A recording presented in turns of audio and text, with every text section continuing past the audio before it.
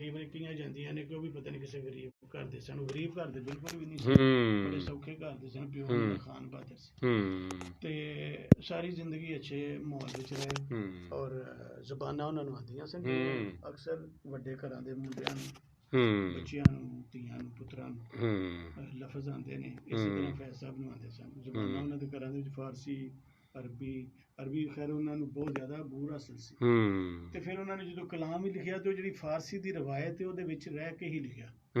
ਉਹਦੇ 'ਚ ਕਿਧਰੇ ਵੀ ਪੰਜਾਬ ਨਹੀਂ ਸਾਨੂੰ ਦਿਸਦਾ ਉਹਨਾਂ ਦੀ ਪੂਰੀ ਸ਼ਾਇਰੀ ਦੇ ਵਿੱਚ। ਉਹ ਫਾਰਸੀ ਰਵਾਇਤ ਦੇ ਵਿੱਚ ਹੀ ਲਿਖਦੇ ਨੇ।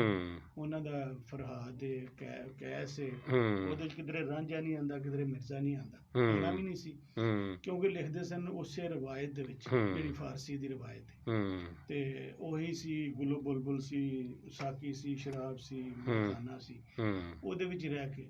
ਜਦੋਂ ਅਸੀਂ ਵੇਖਦੇ ਹਾਂ ਉਸੇ ਵੇਲੇ ਦਾ ਸ਼ਾਇਰ ਜਿਹੜਾ ਹਬੀਬ ਜਾਲਬ, ਅਗਰ ਤੁਸੀਂ ਉਹਦੀ ਸ਼ਾਇਰੀ ਵੇਖੋ, ਜਿਹਦੇ ਘਰ ਰਾਤ ਨੂੰ ਰੋਟੀ ਨਹੀਂ ਪੱਕਦੀ, ਜਿਹਦੀ ਬੀਵੀ ਜਿਹੜੀ ਉਹਦੇ ਕੱਪੜੇ ਨਹੀਂ ਪੂਰੇ, ਉਹ ਕਿਸ ਤਰ੍ਹਾਂ ਦੀ ਸ਼ਾਇਰੀ ਕਰਦਾ ਹੈ। ਔਰ ਜਿਹੜਾ ਰੱਜੇ ਪੁੱਜੇ ਘਰ ਦਾ ਹੁੰਦਾ ਹੈ, ਉਹ ਇੱਕ ਤੁਸੀਂ ਮੁਕਾਬਲਾ ਉਹਨਾਂ ਦਾ ਕਰ ਸਕਦੇ।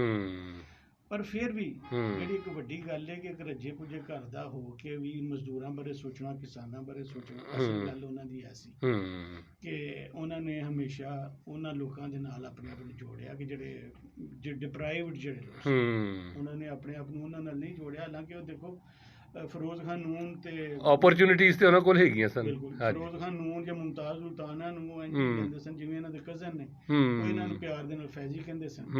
ਤੇ ਉਹ ਦਰਬਾਰ ਸਰਕਾਰ ਦੇ ਤੇ ਬਿਲਕੁਲ ਨੇੜੇ ਸਨ, ਲੇਕਿਨ ਉਹਨਾਂ ਹਮੇਸ਼ਾ ਉਹਨਾਂ ਲੋਕਾਂ ਦੇ ਵਿੱਚ ਬਹਿਣਾ ਉੱਠਣਾ ਪਸੰਦ ਕੀਤਾ ਜਿਹੜੇ ਇਸ ਸੋਚ ਨਾਲ ਜੁੜੇ ਸਨ, ਸੋਚ ਨਾਲ, ਰੋਸ਼ਨ ਖਿਆਲੀ ਦੀ ਸੋਚ ਨਾਲ।